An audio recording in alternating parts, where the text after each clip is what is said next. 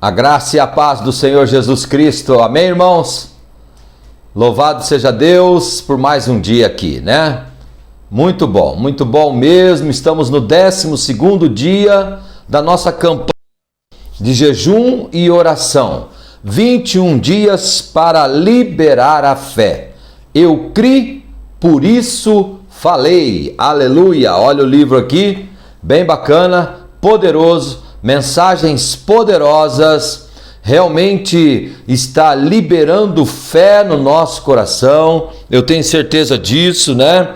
Tenho certeza que você está crescendo espiritualmente e ainda muitos milagres virão na sua vida. Eu creio mesmo nisso, creio em Deus, creio no poder de Deus, creio que as bênçãos que Jesus Cristo conquistou na cruz são para nós. E nós estamos tomando posse a cada dia. Você sabe, quando você ora, você está liberando Deus de agir por você. Deus tem bênçãos sem medidas para derramar sobre a nossa vida, mas Ele não força nada. Não força nada. Por isso você tem que orar, por isso você tem que jejuar, para chegar para Deus, para falar com Deus, para liberar e para autorizar, vamos dizer assim, Deus a abençoar e derramar as bênçãos que Ele tem preparado para você, tá bom? Então continue firme na fé. Não vamos esmorecer. Não vamos desanimar. Nós estamos unidos, estamos juntos. Você não está sozinho, não está sozinha. Tá? Nós estamos clamando pela sua vida para você ficar firme até o fim e principalmente você ver os milagres de Deus acontecendo, tá bom? Vamos aqui para confissão da palavra, aí vamos orar e aí já vamos ler o texto de hoje. Não é muito comprido, pode ficar tranquilo, é rapidão e aí vamos ministrar a ceia do Senhor.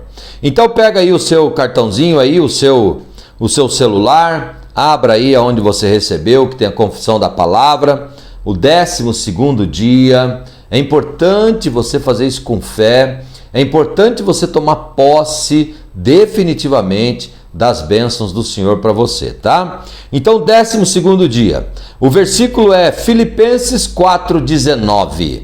Filipenses 4,19.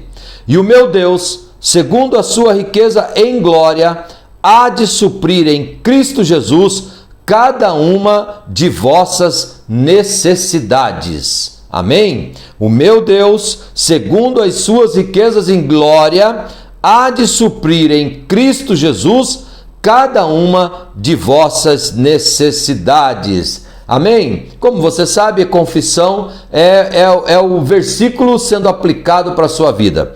É você ouvir isso aqui, né? E você tomar posse disso, você viver essa realidade, você declarar, abrir a sua boca, declarar esse versículo, essa passagem para a sua vida, né? E aí a gente vai estar tomando posse, tá bom? Então vamos confessar, diz assim, diga comigo: o meu Deus é poderoso, tudo pertence a Ele.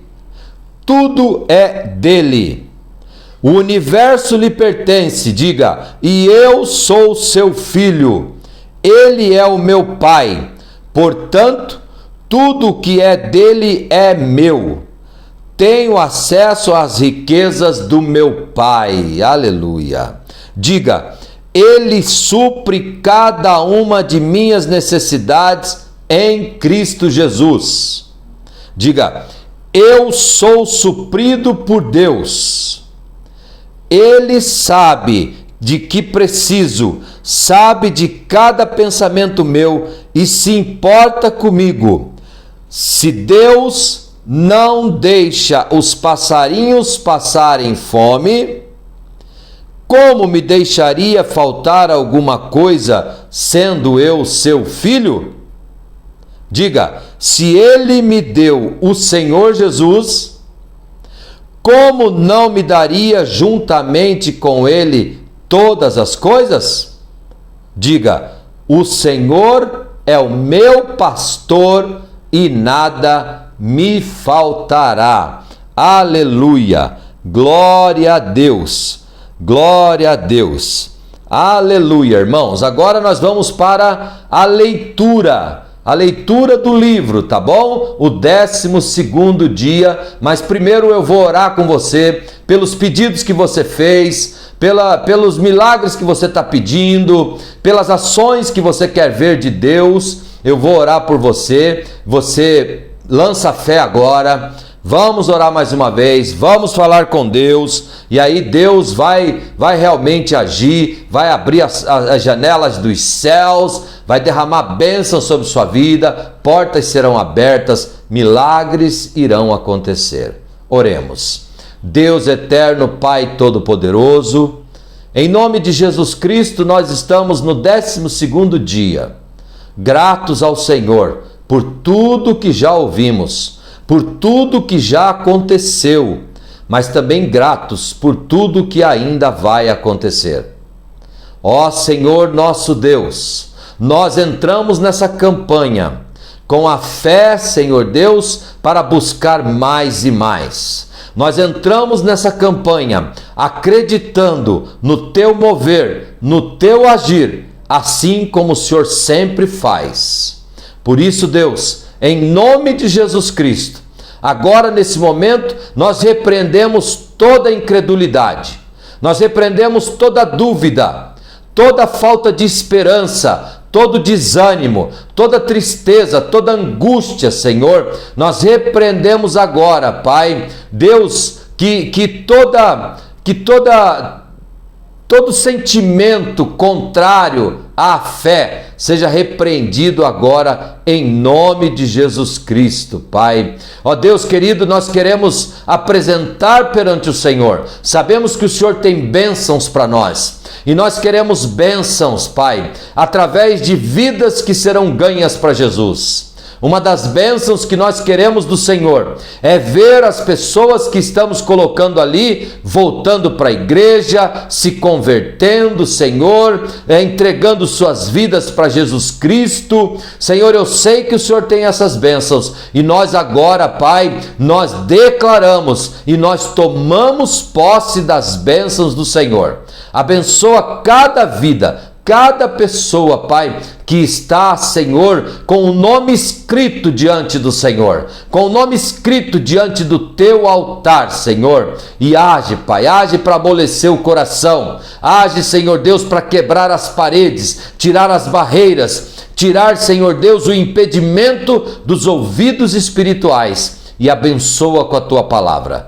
Senhor, nós oramos também pelos milagres na vida financeira, os milagres na vida material, os milagres no casamento, os milagres na vida sentimental, Senhor. Deus, nós oramos pelos milagres no nosso lar, Pai. Sim, Deus, nós apresentamos perante o Senhor os negócios que estão emperrados para o Senhor quebrar, Senhor. Nós apresentamos perante o Senhor, ó Deus, a causa na justiça que estamos esperando, Senhor. Meu Deus, estende a Tua mão, bata o Teu martelo, Senhor, eu lhe peço, em nome de Jesus Cristo, Deus, em nome de Jesus, com fé, nós cremos que já recebemos a bênção, em nome de Jesus. Amém, Senhor. Amém.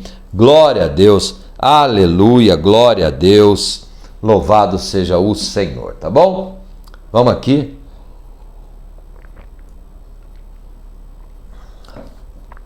Você está lançando fé? Está lançando fé? Lance fé, que a sua bênção está muito perto. Amém? O 12º dia, olha o texto. Como permanecer inabalável. Inabalável. Vamos lá? Preste atenção então, acompanhe comigo, tá bom? Muitos têm passado por várias lutas e tribulações, mas estes certamente não são os maiores problemas.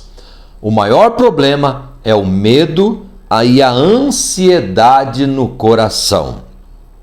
E por que há pessoas ansiosas e cheias de medo? Porque no profundo do coração elas possuem um senso de separação de Deus. Quando você sabe que está em comunhão e é um com Deus que cuida de você, que é o seu Pai, há paz e descanso. Quando, porém, se sente separado, é apenas uma questão de tempo para ser tomado pelo medo e a angústia.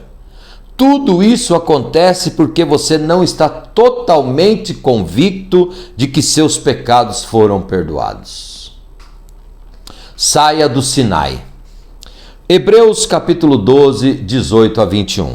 Ora, não tendes chegado ao fogo palpável e ardente, e à escuridão, e às trevas, e à tempestade, e ao clangor da trombeta, e ao som de palavras tais, que quantos o ouviram suplicaram que não se lhes falasse mais, pois já não suportavam o que lhes era ordenado.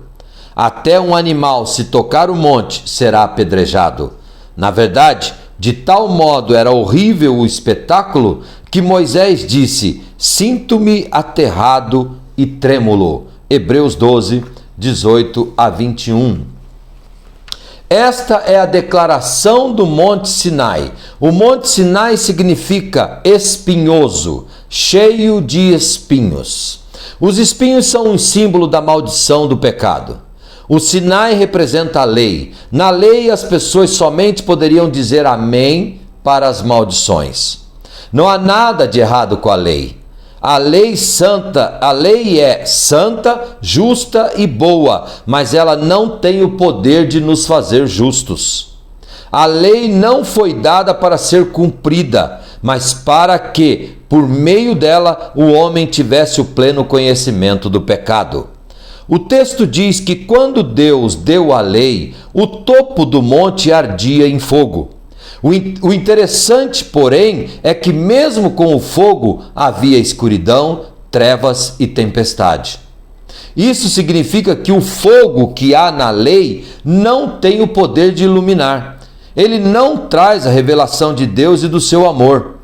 Aquilo que é visto no monte é o mesmo que está no coração daquele que ainda vive na lei. Quando alguém vive na lei, no momento em que se achega a Deus, ele sente medo, exatamente como Moisés. Essa não deveria ser a condição normal de um crente. Um filho de Deus nunca deveria viver nesse estado. O texto diz que nós não temos chegado a esse monte, mas há muitos que ainda vivem nele. É impressionante, mas há pessoas que lutam a favor da lei. Elas amam viver na lei. Isso é triste, porque o diabo usa a lei para nos acusar. Ele sempre dirá que não fizemos isso, não cumprimos aquilo, não fomos bons o suficiente, não fizemos da forma correta e etc. Há um constante ataque de acusação e condenação contra sua alma e sua mente. O alvo do inimigo não é apenas seduzir ao pecado, mas trazer a escravidão da acusação. Lamentavelmente, muitos crentes se tornaram até mentalmente débeis por causa disso.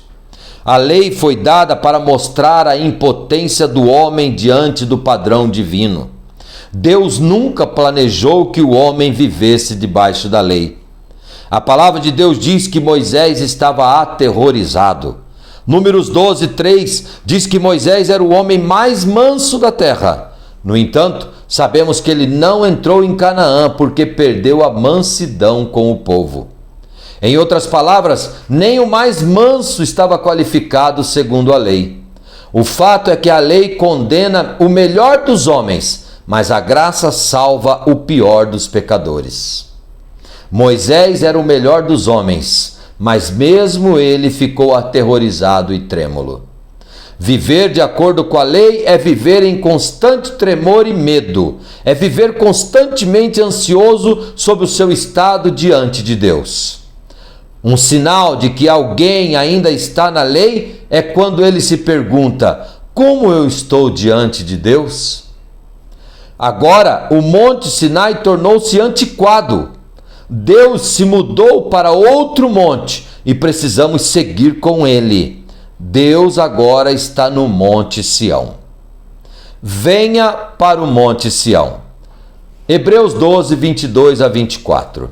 Mas tendes chegado ao monte Sião e à cidade do Deus vivo, a Jerusalém celestial, e a incontáveis hostes de anjos e a universal assembleia, igreja dos primogênitos arrolados no céu, e a Deus, o juiz de todos, e aos espíritos dos justos aperfeiçoados, e a Jesus, o mediador da nova aliança, e ao sangue da aspersão que fala coisas superiores ao que fala o próprio Abel. Hebreus 12, 22 a 24. Observe que todos estão em Sião. Deus Pai, o Senhor Jesus, os anjos da igreja. Por que você ainda não quer ficar no Sinai? Deus não quer ter um relacionamento conosco baseado na lei, pois nesse caso, ele precisaria se afastar de nós e nos consumir na sua ira. Ele não quer isso. Deus ama a graça. No entanto, a palavra de Deus diz que Deus é o juiz de todos, porque é preciso um juiz para nos declarar inocentes e justos. O Senhor hoje não é nosso juiz para nos condenar, mas para nos justificar. Isso é muito encorajador, porque Deus nos julgou justos. Nós somos esses justos aperfeiçoados. Deus vê todas as coisas, sabe de tudo no mais íntimo do homem e mesmo assim nos declara justos. Certamente deve haver uma base muito concreta para isso, e essa base é a justiça de Cristo. Os que confiam no Senhor são como o monte Sião, que não se abala, firme para sempre. Salmo 125, 1. Somente somos inabaláveis se estamos firmados no monte Sião, porque Sião representa a graça. Sião é a cidade do Deus vivo, a Jerusalém celestial. Isso nos leva para a alegoria de Paulo em Gálatas 4. Paulo mostra que Abraão teve duas mulheres, Sara e Agar, e essas duas mulheres são simbólicas. Agar representa a lei, enquanto Sara aponta para a graça de Deus. Gálatas 4, 24 a 26 diz: essas coisas são alegóricas, porque estas mulheres são duas alianças. Uma, na verdade, se refere ao monte Sinai, que gera para a escravidão. Esta é Agar. Ora, Agar é o monte Sinai, na Arábia, e corresponde a Jerusalém atual, que está em escravidão com os seus filhos. Mas a Jerusalém lá de cima é livre, a qual é nossa mãe. Gálatas 4, 24 a 26. Agar simboliza o monte Sinai na Arábia, que representa a lei. Mas Sara é a Jerusalém celestial, que representa a graça. O texto de Hebreus diz que Sião é a Jerusalém celestial, que é a graça. Ouça o sangue. Agora veja o que o verso seguinte diz: tende cuidado, não recuseis ao que fala. Hebreus 12, 25. Quem está falando? O sangue de Jesus. Precisamos ouvir o sangue. O sangue nos diz que somos perdoados. O sangue proclama que somos justos pela fé. Precisamos ser cuidadosos para não recusar ao que fala. A nova aliança é sobre isto, o perdão dos pecados. Muitos acham que isso é algo muito básico na fé, o que é um erro. O perdão dos pecados é o que nos permite experimentar coisas maiores em Deus. Quando as pessoas não creem no perdão dos pecados, elas se colocam num terreno abalável. E se são abaladas, vivem constantemente inseguras. Elas temem quando a tribulação vem porque não têm certeza de que todos os seus pecados são perdoados. Não podemos recusar ouvir a voz que fala coisas superiores, porque se recusarmos ouvir essa voz, estaremos num terreno movediço e abalável. Quando você sabe que não há mais pecado entre você e Deus, então tem um terreno sólido para embasar a sua fé e ela se torna inabalável. Precisamos ter clareza de que a nova aliança é sobre o perdão dos pecados. O Senhor nos mandou celebrar a ceia para nos lembrarmos dele e da nova aliança, mas o que vemos são pessoas se lembrando do pecado. E quanto mais se lembram do pecado, mais abaladas se sentem. Muitos acreditam que o perdão dos pecados é apenas a porta e que, depois de entrar por ela, devem aprender coisas mais elevadas e profundas. O problema é que não existe nada maior do que o perdão dos pecados. Não importa o nível de maturidade que alcancemos, sempre precisaremos nos lembrar do perdão dos pecados. Um reino inabalável. Aquele cuja voz abalou então a terra, agora porém ele promete dizendo: ainda uma vez por todas farei abalar não só a terra, mas também o céu. Ora, esta palavra, ainda uma vez por todas, significa remoção dessas coisas abaladas, como tinham sido feitas, para que as coisas que não são abaladas permaneçam. Por isso recebemos nós um reino inabalável. Retenhamos a graça pela qual sirvamos a Deus de modo agradável, com reverência e santo temor. Hebreus 12, 26 a 28. Faz parte do processo do tratamento de Deus em nossa vida o sermos checados e provados. Tanto nós seremos checados por Deus, como também a obra que fazemos, para que somente permaneça aquilo que for inabalável. Um fato que deve ser notado é que o próprio Deus é quem abala todas as coisas. Deus não apenas abala a terra, mas também os céus. O céu é mencionado aqui, não o céu onde está a habitação de Deus. Há 3 céus. O primeiro é a abóbada azul que vemos sobre nós. O segundo são os ares, as regiões celestes onde habitam os demônios. É por isso que a Bíblia fala do príncipe da potestade do ar. E o terceiro lugar é o lugar da habitação de Deus. O céu a que o texto se refere são as regiões celestes onde o maligno habita.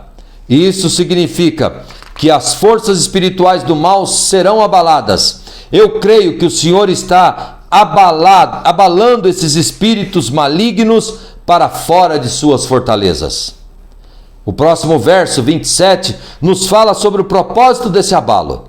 Ora, esta palavra, ainda uma vez por todas, significa a remoção dessas coisas abaladas, como tinham sido feitas, para que as coisas que não são abaladas permaneçam. Hebreus 12, 27. As coisas abaláveis são aquelas feitas pelos homens. Quando algo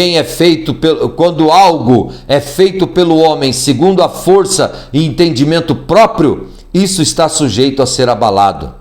O alvo de Deus é que aquelas coisas que não são abaladas possam permanecer. Quantas coisas inabaláveis de Deus permanecem em sua vida? Esteja certo de que seu casamento tem uma base inabalável. Que suas finanças, ministério e cada aspecto de sua vida estejam firmados numa fundação inabalável. Mesmo dentro da igreja, há muitas coisas feitas pelo homem. Isso não significa que sejam coisas ruins, erradas ou pecaminosas, apenas que são feitas pelo homem. E Deus não quer que edifiquemos nossa vida sobre isso. Ele quer que edifiquemos sobre um fundamento permanente que dura para a eternidade. Porque nosso casamento ou ministério, para que nosso casamento e ministério sejam abaláveis, eles precisam estar edificados sobre Cristo como alicerce. Não podemos edificar nosso casamento em cima da psicologia humana, nem edificar a igreja sobre ensinos de autoajuda e coaching. Quando fazemos isso, tornamo-nos abaláveis. Existem cônjuges que põem sobre o outro a responsabilidade de fazê-lo feliz, o que cabe unicamente ao Senhor fazer. Cada um deveria buscar a felicidade no Senhor. Quando somos cheios do Senhor, podemos ministrar ao nosso cônjuge algo que procede do Espírito e não do esforço da carne. Lamentavelmente, estão sempre tentando receber um do outro o que somente podem receber do Senhor Jesus. Lembre-se sempre de que tudo que é abalável será abalado. Por isso, recebendo nós um reino inabalável, retenhamos a graça pela qual sirvamos a Deus de modo agradável, com reverência e santo temor. Hebreus 12, 28. Recebemos um reino que não pode ser abalado, por isso devemos reter a graça, porque somente pela graça podemos servir a Deus de modo agradável. É a graça que nos leva a sentir reverência e santo temor. A graça nos ensina o verdadeiro temor do Senhor, não o temor que procede da escravidão. Romanos 8,15.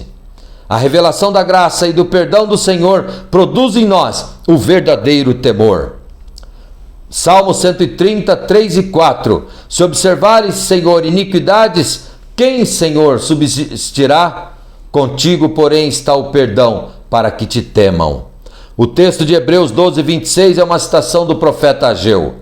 Pois assim diz o Senhor dos Exércitos: ainda uma vez, dentro em pouco, farei abalar o céu, a terra, o mar e a terra seca. Farei abalar todas as coisas, as nações, as preciosidades de todas as nações, e virão, e encherei de glória esta casa, diz o Senhor dos Exércitos. Minha é a prata, meu é o ouro, diz o Senhor dos Exércitos. A glória desta última casa será maior do que a primeira, diz o Senhor dos Exércitos, e nesse lugar darei a paz, diz o Senhor dos Exércitos. Ageu 2, de 6 a 9. O profeta Ageu declara que o Senhor fará abalar os céus e a terra, mas ele acrescenta algo. Ele diz que as nações serão abaladas, para que as coisas preciosas dessas nações sejam trazidas para a casa do Senhor. Na tradução revista e corrigida, diz que depois que o Senhor fizer abalar todas as coisas, virá o desejado das nações. Creio que essas duas visões já estão acontecendo. Antes que o desejado das nações venha, todas as coisas serão abaladas. O Senhor está às portas. Mas também nesse tempo, as coisas preciosas das nações serão traduzidas para a casa de Deus. Serão trazidas para a casa de Deus. Teremos suprimento numa medida que não experimentamos ainda.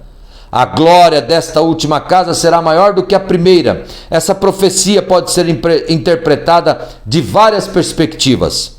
Num sentido, a segunda casa tornou-se maior do que a primeira depois que foi ampliada nos dias de Herodes. Uma segunda perspectiva é que no primeiro templo houve a Shekinah da presença de Deus, mas o segundo templo viu o próprio Filho de Deus ensinando dentro dele. Numa visão profética, a primeira casa com os 2 templos é a lei, mas a segunda casa é a igreja e o edifício novo. Mas quero ainda acrescentar que Deus também está fazendo algo novo entre nós. Creio que esta pandemia está marcando o fim da primeira fase do nosso ministério. Um tempo está passando e um novo tempo está começando. A promessa é que a glória desse novo tempo será maior. Nós pregaremos o Cristo como desejado das nações e experimentaremos suprimento sobrenatural. No entanto, Ageu diz que tudo isso é precedido por um grande abalo.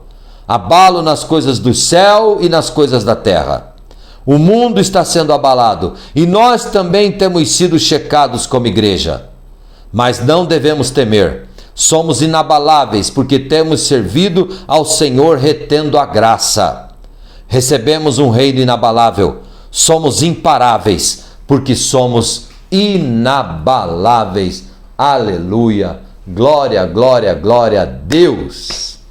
Palavra poderosa, você é inabalável, você está debaixo da graça de Deus. Nada mais agora pode tirar das mãos de Deus, nada mais muda a condição de justo que você tem. Os seus pecados perderam efeitos para a justiça agora é a de Cristo, foi Ele que conquistou para nós. Somos justos pelo que Cristo é, pelo que Cristo se fez, porque Ele venceu na cruz, Ele venceu o pecado, Ele venceu a condenação toda que havia sobre nós. Nada mais nos abala, temos paz, temos certeza e temos a vida eterna. Aleluia, glória a Deus, glória a Deus.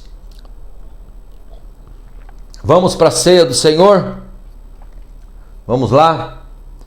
Pega o seu pão e o seu suco, seu cálice, o corpo de Cristo e o sangue de Cristo, representados aqui nesse pão e nesse suco, e eu quero convidar você a receber as bênçãos de Deus. Você já recebeu tudo. Abra o seu coração. Abra o seu coração para as promessas de Deus. Não deixe que nada impeça, não deixe que nenhuma acusação, nenhuma mentira no seu ouvido, nenhuma voz dizendo que você não pode, que você é incapaz, que você é pecador, que você não tem condições de chegar diante de Deus, te desanimar. Não! Repreende tudo isso, você está debaixo da graça, você não está mais debaixo da lei. Não, você agora está debaixo do favor imerecido. É esse favor imerecido que está sendo derramado sobre sua vida. Então pegue seu pão e repita comigo: Senhor, ao comer deste pão, eu tomo posse de todas as bênçãos sobre minha vida. Ao comer desse pão, eu declaro o meu corpo livre de toda enfermidade. Eu declaro o meu corpo protegido pelo Senhor. Ao comer deste pão, diga: eu declaro que todas as minhas dores, todas as minhas angústias, todos os meus medos são repreendidos agora, em nome de Jesus Cristo. Pegue aí o seu cálice e repita comigo: Senhor, ao tomar deste cálice, diga: eu recebo toda a bênção do céu. Eu recebo, pela fé, o reino inabalável. Ao tomar deste sangue, eu repreendo todo o mal. Eu repreendo toda mentira. Ao tomar deste sangue, eu repreendo toda incredulidade. Senhor, este sangue me purifica de todo pecado. Por este sangue, eu me torno filho de Deus. E por este sangue, eu piso na cabeça de Satanás e eu declaro a minha vitória em nome de Jesus Cristo. Amém. Amém. Glória a Deus. Coma do pão, beba do cálice.